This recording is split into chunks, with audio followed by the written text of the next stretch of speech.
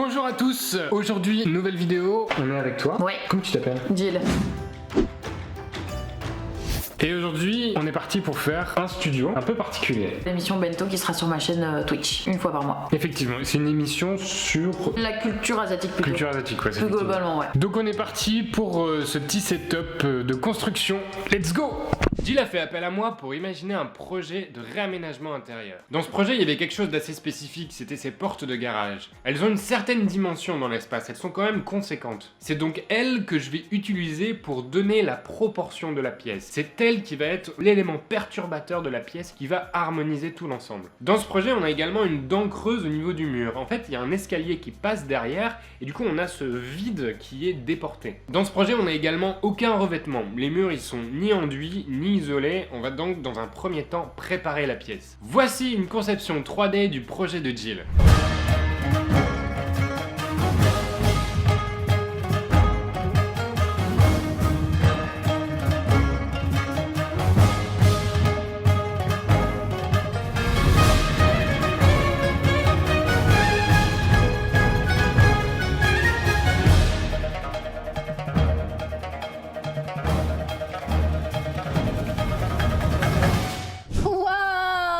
Voilà, ça s'appellera Bento. C'est une émission. Non, c'est tout. Laissez-moi tranquille. Bento, c'est le nom de sa future émission. Basée sur l'univers japonais, vous allez découvrir des guests, des rubriques, des mangas et bien plus encore, mais ça, ce sera à Jill de l'expliquer. Donc on est dans une ambiance japonaise, mais attention, un univers japonais traditionnel. On est loin de l'univers ultra technologique de Shibuya. On a donc décidé de dissimuler cette porte par une surface en L, en bois, qui va venir directement lécher le mur et lécher la porte de garage. Cette même surface, elle sera peinte d'un rose très pâle, on veut pas de blanc, on veut quelque chose d'assez chaleureux. Et on pourra également écrire au feutre Velleda sur cette surface. L'idée, c'est que cette surface, elle soit vivante, qu'on puisse écrire de la calligraphie japonaise, qu'on puisse apprendre des choses, qu'on puisse dessiner des personnages de manga. Sur cette surface en L, on va intégrer 2 rubans LED côte à côte pour avoir un maximum de densité, des rubans LED RGB. Ça permettra de lui donner une certaine ambiance en fonction des rubriques de l'émission. Bien entendu, ils seront réglables depuis son Stream Deck, mais ça, vous commencez à me connaître sur le sujet. Au centre, on a une grande table haute,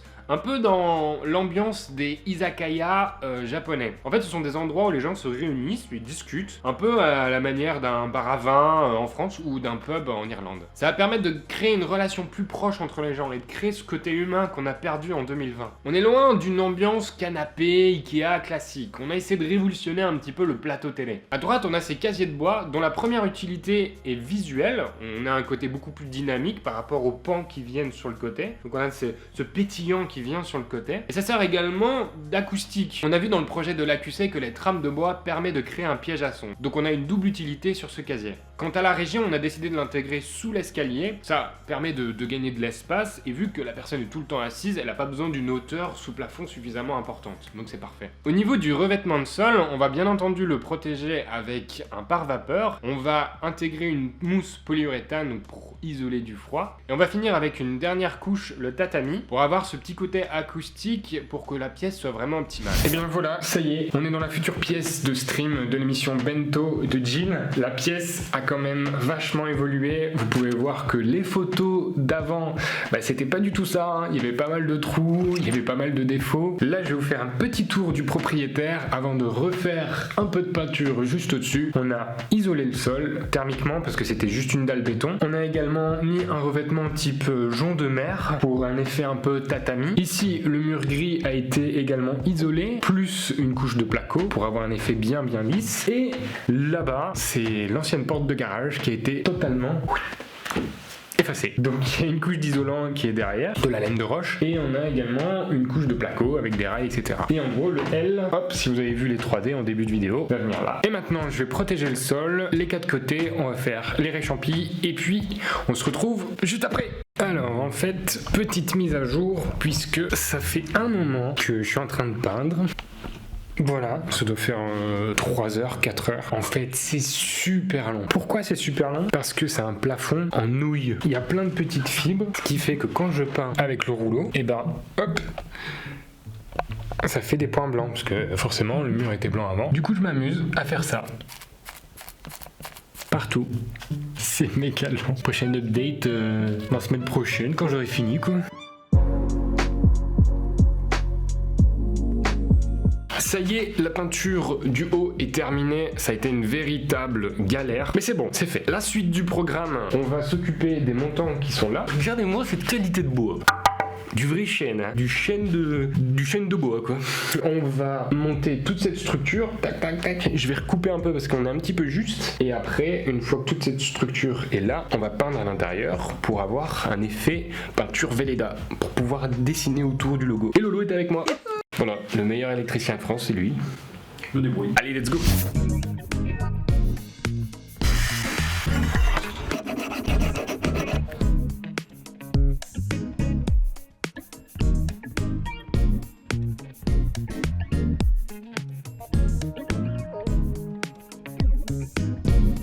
Petite update, cette pièce là pour le traversant mince, le traversant gauche, on est venu mettre le même système qu'on a fait chez PA, donc c'est des rails en aluminium. On va venir mettre du ruban LED, il va y avoir 2 rubans LED côte à côte, voilà, donc il y aura 2 fois plus de puissance. Venez avec moi un petit peu, venez voir, je vais vous montrer. On a fini ici de mettre le premier montant, c'est du beau bois, hein, vraiment belle qualité. On a mis des petites équerres ici, donc en fait le truc c'est que là on a un mur de placo, mais derrière on a un mur de béton. Et pour pouvoir mettre la traverse ici, là forcément ici il n'y a pas de pilier. Donc on va mettre une équerre comme celle-ci.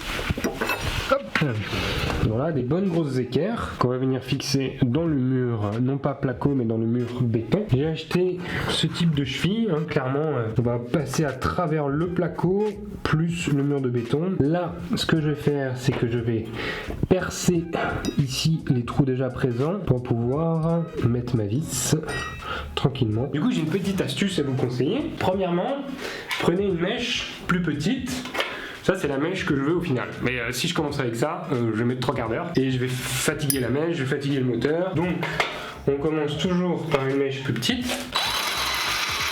Voilà, ça va, c'est assez facile. Si comme moi, vous n'avez pas de mèche intermédiaire, parce qu'en gros l'idée ça serait d'y aller de plus en plus profondément, et bien ce que vous allez faire, c'est que vous allez graisser en même temps avec du W40.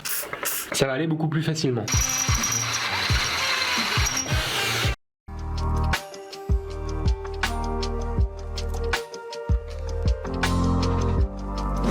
Programme de la journée, nous allons construire tout ça et je pense qu'on va en chier. Vous voulez voir un petit peu? Je vous montre. Voilà.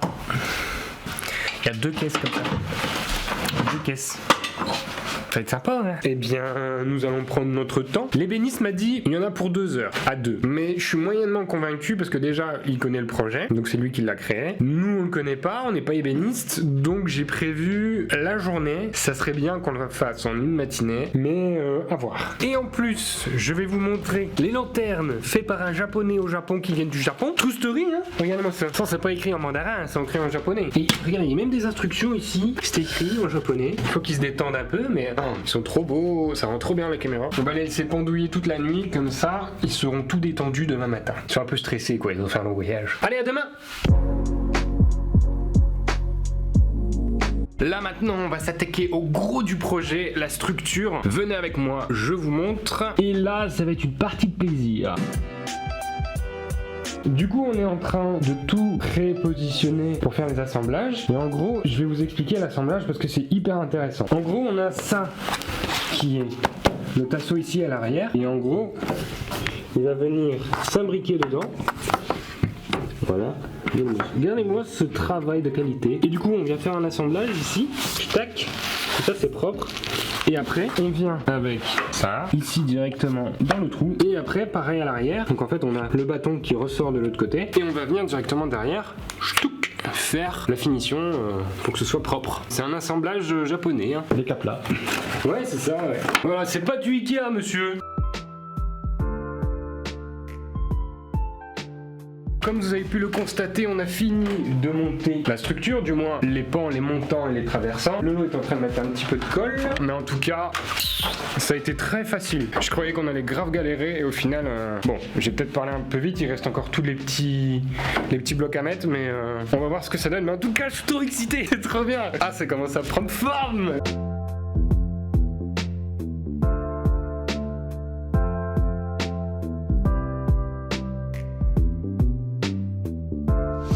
dès à présent, on va s'attaquer au lettrage. Donc ici, on a le logo. J'ai déjà donné une couche de blanc pour que à la peinture, donc je vais le peindre à la bombe pour avoir un aspect un peu plus verni et un peu plus brillant. Donc j'ai déjà donné une couche de blanc. Je vais donner un petit coup de papier ponce pour effacer les irrégularités, comme ici un peu. Ce lettrage-là est fixé au mur et celui-ci est légèrement en retrait. On le voit hein, avec des entretoises ici pour avoir un peu plus d'effet de profondeur. Voilà.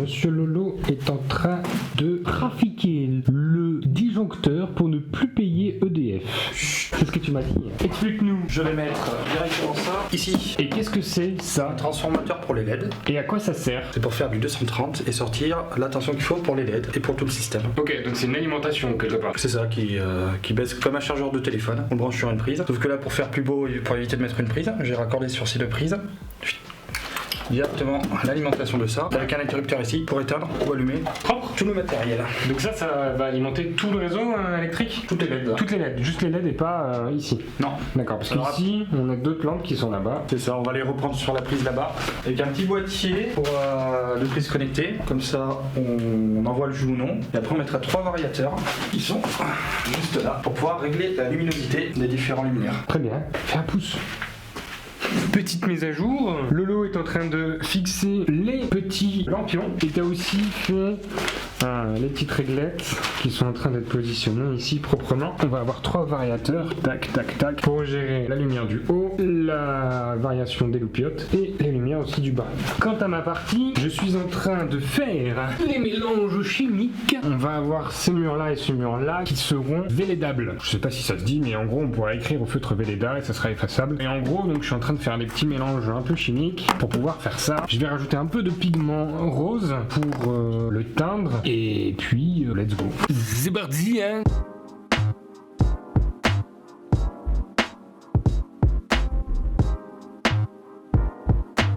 On a bien lancé, on a fait ça et tout ça, enfin le lot, tout ça, à nous deux. Moi j'ai fini la peinture, c'est tout propre, j'ai retiré le scotch. Demain, c'est notre dernier jour, messieurs dames. Il nous reste à mettre de l'éclairage dans les bouboules. Là-haut, regardez, c'est fixé déjà, regardez un petit peu. Hop là. Et en fait, on va en mettre une là. 1, 2, 3, 4. Parce qu'en fait, il y a déjà pas mal d'éclairage ici. Du coup, ouais, j'ai plus beaucoup de batterie. Du coup, voilà, on a fini la première journée. Allez, salut! Nouvelle journée. Du coup, je suis en train de préparer les lettres ici. Voilà, bento. Je les centre bien par rapport à la 3D. Elles vont être légèrement décalées par la droite pour qu'on puisse mettre le bonhomme en mousse. Et le bonhomme en mousse, Il a mangé trop de Welsh. il a un peu trop mangé de Welsh, effectivement. Il ne pose pas trop la porte. Du coup, on a dû couper son cul, un petit bout de son cul qu'on va passer, j'espère. Et après, on va le recoller proprement. Le studio avance très très bien. Je vous montre pas tout de suite, il reste encore une table et un peu d'électricité pour Lolo. Vous allez voir, ça tue sa mère. Mais restez bien jusqu'à la fin de cette vidéo pour découvrir le studio dans son ensemble.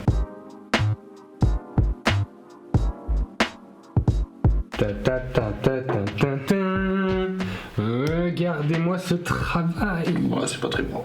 Bah, chut, je suis en train de te vendre. C'est très bien fait. Regardez-moi toute cette câblerie. Suivez mon doigt. Suivez mon doigt. C'est mon nez. Regardez-moi ça, comment Lolo travaille bien. C'est encore un peu sorti, il faudra que je le tape un peu. Oui, mais je sais que t'as pas fini, mais je montre quand même aux téléspectateurs qui sont fort intéressés de la construction du studio Bento. Là, on a 1, 2, 3, 4 lumières. On a 1, 2, 3 en ampoule. Et on a une là-bas et une là. On en a pas mis 4 parce qu'il y a déjà suffisamment de lumière ici. Et puis... Putain, et franchement, il est invisible le retour là. Ouais, il est bien collé à la fin. Ouais, bien joué. Même cette petite section là, hop, c'est très propre. C'est très très propre, monsieur. Si vous êtes intéressé par le travail de Lolo, juste ici, loterion.me, qu'est-ce que tu fais? Un peu tout, du développement, surtout sur mesure. Ok. Pas mal de développement sur mesure, après je m'adapte, on va dire, à tout type de projet. Voilà, petite pub pour Lolo. Merci. Dis pas merci, c'est normal, tu fais du travail de qualité, il faut le représenter. Tu fermes les yeux ou pas? Tu veux que je ferme? Allez, t'es chaud? Ok. Vas-y. Attention à la mare au canard, let's go. Ah ouais, c'est propre. Hein. Ah, c'est lourd.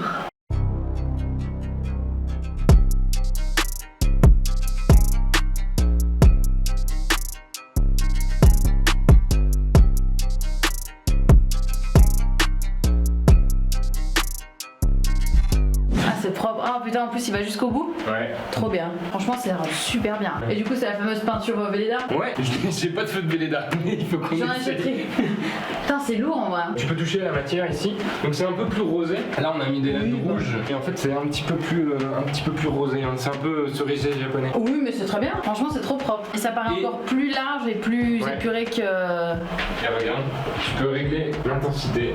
des spots Ouais. et tout. Ouais. Si tu veux un peu plus de rouge, tu vois, Ah, ça rend trop bien. tu peux carrément éteindre si tu veux vraiment faire une ambiance. Ok. Putain, c'est propre, hein. Ouais. Give me 5. Yes. Non, franchement, trop propre. Merci. C'est Bah, merci à toi.